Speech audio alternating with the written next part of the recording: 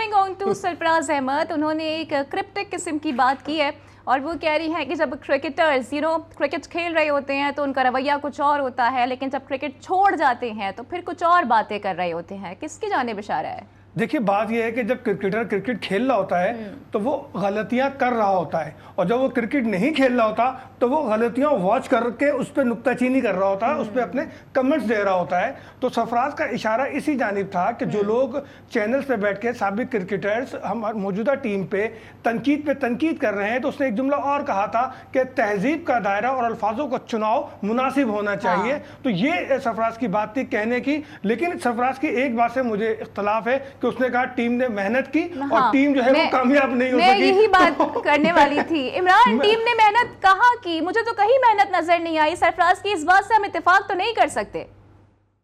नहीं जी, बिल्कुल। मेहनत अगर की होती तो हम देखें, हम सबसे बड़ा मसला हमारा यही है, हमारी एक ही डिमांड होती है अपनी टीम से कि आप फाइट करें, मैदान में उतरे, लड़ें। हमें आपकी लड़ाई, हमें ये फील हो कि आप लड़ रहे हैं, आपने फाइट की है, आपने जीतने की कोशिश की है।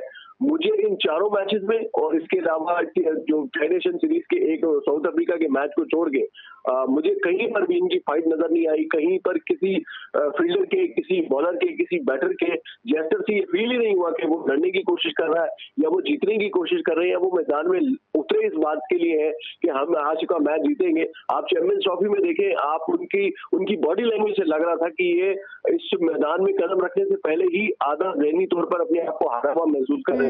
तो मेरा नहीं ख्याल कि इस बात पे इत्तेफाक किया जा सकता है। फाइट उन्होंने नहीं की, मेहनत उन्होंने नहीं की, ना हमें अच्छी क्वालिटी की बॉलिंग नजर आई, ना हमें अच्छी क्वालिटी की बैटिंग नजर आई। हम तो कभी भी ये नहीं कहते कि आप 100 मैच खेले, 100 जीते।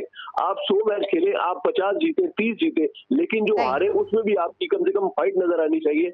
हमें आप लड़ते हुए नजर आए तो हमें कम से कम ये इत्मीनान होगा कि हमारी टीम आप ठीक कह रहे हैं, बिल्कुल जीरो परफॉर्मेंस थी। तो